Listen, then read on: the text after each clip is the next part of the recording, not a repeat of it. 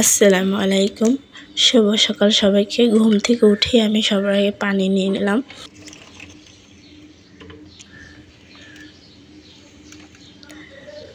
বাইরে প্রায় অন্ধকারই ছিল, মাত্র আলো ফুটেছে।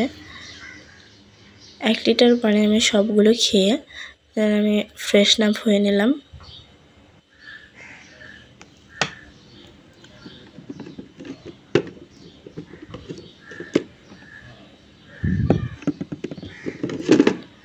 সাথে ওযুটাও করে যেহেতু আজান দিয়েছে তো আমি ফজরের নামাজটাও পড়ে নিলাম।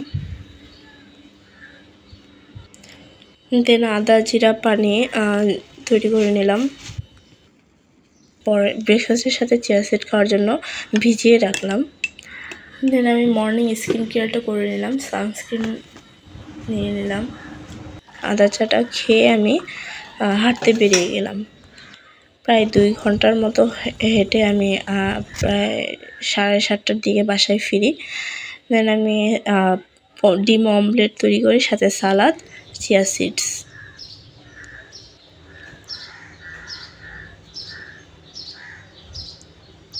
12টার দিকে ভাবির ফোন আসে তার বাসায় যাওয়ার জন্য, তো আমি সেখানে যাওয়ার জন্য রেডি হলাম। সেখানে আমি প্রায় 1:30টার দিকে পৌঁছাই, তো লাঞ্চটা ওখানেই করি। হাফ কাপের মতো আমি খিচুড়ি নিয়েছিলাম। দেন উনি বাড়িতে টক দই করেছিল, সেটা দিলেন, খেলাম। ফল দিয়েছিল বাট আমি খাইনি। সন্ধ্যার দিকে বাসায় ফিরি। রাত্রে আমি শুধু জিরা আদা চা পানি খাই, দেন শুয়ে পড়ি।